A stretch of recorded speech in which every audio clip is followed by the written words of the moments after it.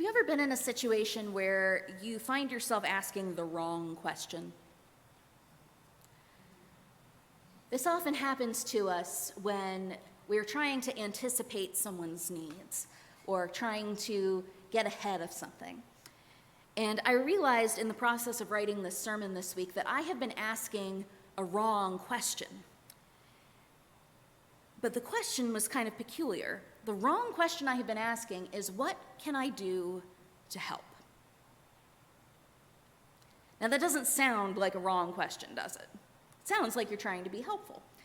But in the process of reading these stories, I came to a different conclusion. The first story that Peter read so beautifully from us from the book of Job is the story of a man wrestling with the limits of wisdom. And by the limits of wisdom, I mean what happens when our faith and our learning come smack up against the worst thing that has ever happened to us. Some of you have already found this place. Some of you have yet to find this place. But we will all be in this place eventually. Job has lost all of his children, all that he owned, and his house has burned. And so Job's friends hear of his traumas and go to see him. Now, the narrator hasn't listed the homelands of the friends just so that Peter has a lot more fun words to learn how to pronounce. He's listing them to tell us that these friends are coming from hundreds of miles away. And remember, this was in an era when the fastest travel was by camel. Hundreds of miles to be with their friend. They've undertaken journeys of significant time and great expense to be physically present with Job in his pain. And so, when they get there, they offer solidarity in some very specific ways. The first thing they do is weep and tear their clothes and put dust on their heads. This doesn't sound to us like solidarity. But what it was them mirroring Job's level of emotion. They are matching the amplitude of the situation. They understand that Job has just lost everything except his wife that marked the life he used to live. And so they are grieving with an appropriate level of drama. They're feeling with Job. And by weeping aloud and tearing their robes, they're offering Job an outward manifestation that his traumas are indeed very real and worth the feelings of the moment. I want to stop there for a moment because matching the amplitude of someone's grief is not a thing we often do. And I'm speaking specifically here to those who were raised in the white Anglo-Saxon Protestant traditions. We are taught to minimize emotion. When kids fall and skin their knee, we say, "It's okay, get up, keep going."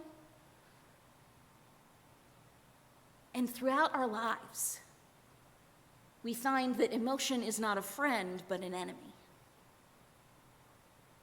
Job's friends instinctively understand that they need to demonstrate just how devastating this loss was for him. And so they weep.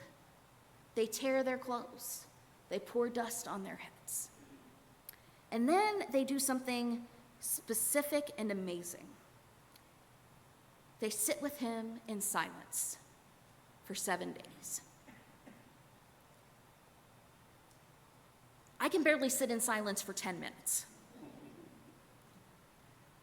Imagine sitting in silence with someone for a whole week, in the dust, in the heat, and simply allowing their suffering to be yours.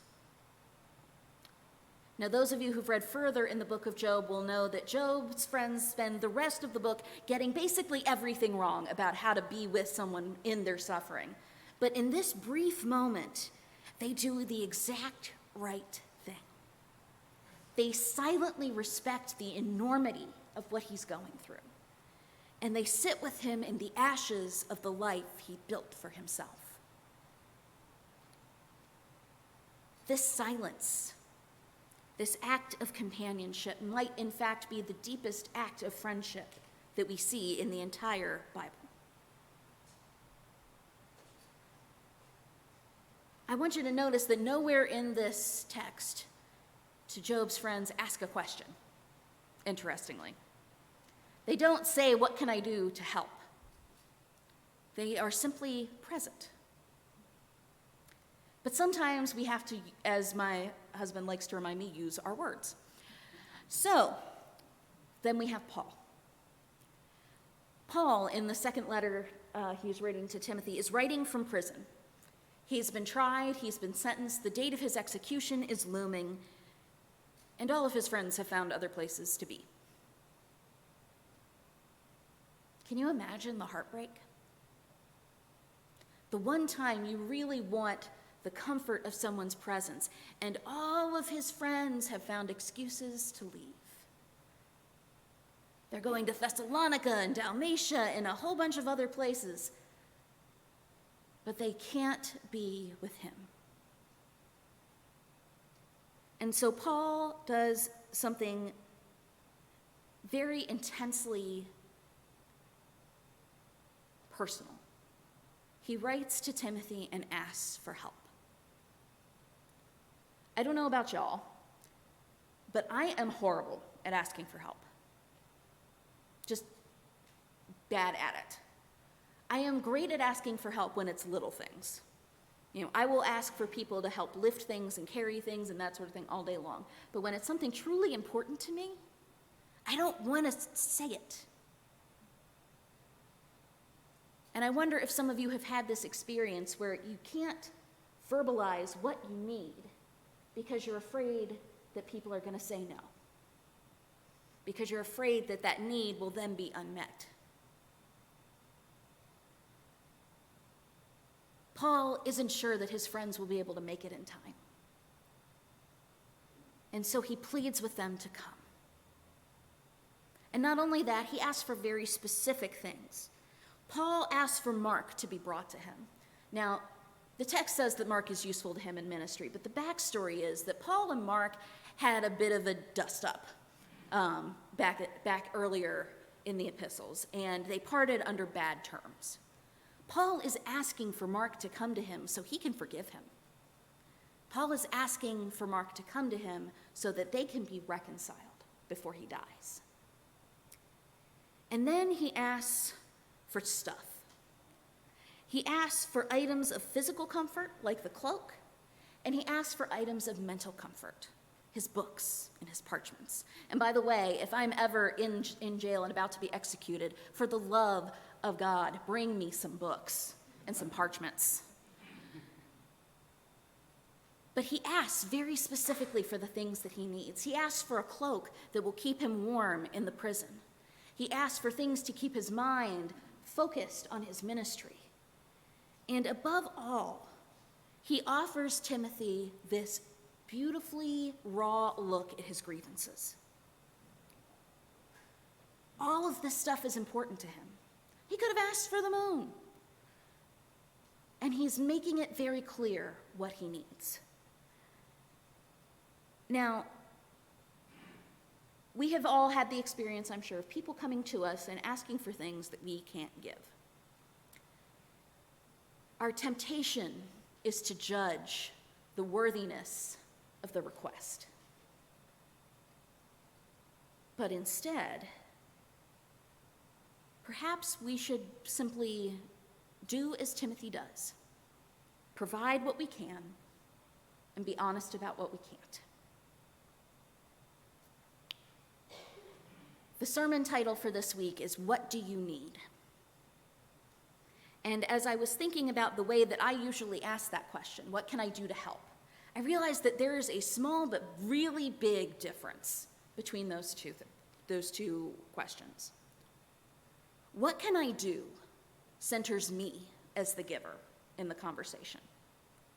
How can I feel better by helping you feel better? But when we ask, what do you need? We're centering the person we're helping.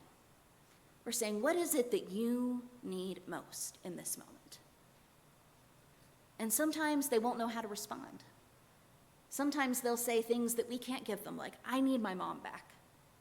Or, I need some specific help with this that you're not equipped to provide.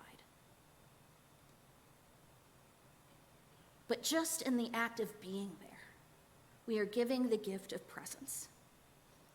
We're showing up for one another in ways that both explicitly show that we see the pain of the moment and also that we're not afraid to sit with that person in their pain. This being with one another is the fancy church word for it is incarnational. But it's a way of being in our bodies in a way that shows the love of God. It's a sacred thing. And it's what we should be doing every Sunday. Every Sunday we come together and do this. We witness one another's existence, our traumas, our needs, and we spend time together. Whether we're in a great place that Sunday or we're in a bad place that Sunday, we come together. And those who have can give to those who need. But we have to know what the needs are. It's so easy, particularly for me as a person in a helping profession, to put the onus on people to ask for what they need. I can't read minds. That's just not a thing that they let me do when I got ordained. I asked for it, they did not have it. So you get sarcasm, I'm sorry. But realistically, not everyone is going to be able to ask for what they need. And so it's on us as the community of caring, as the community of faith, to ask, what do you need? What do you need for this to be a safe space of learning for you? What do you need to help support you in this time of grief or of particular stress?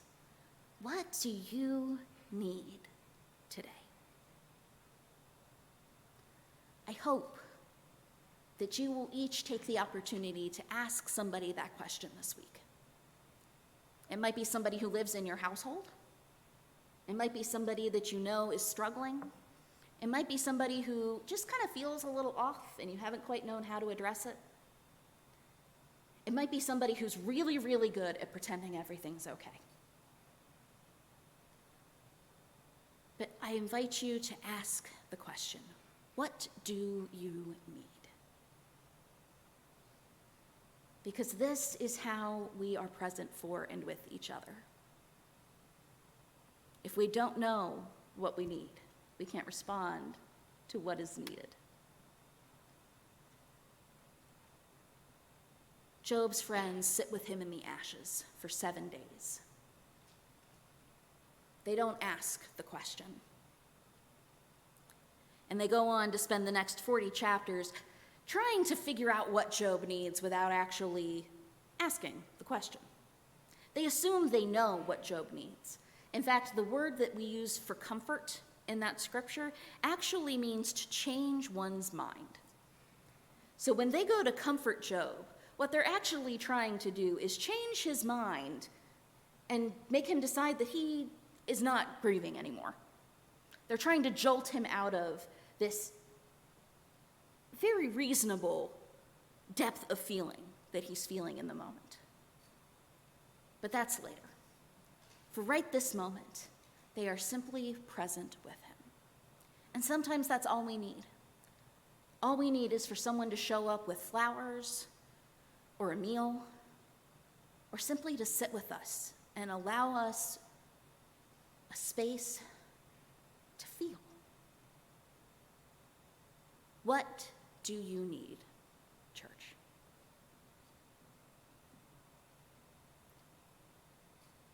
I hope you'll share.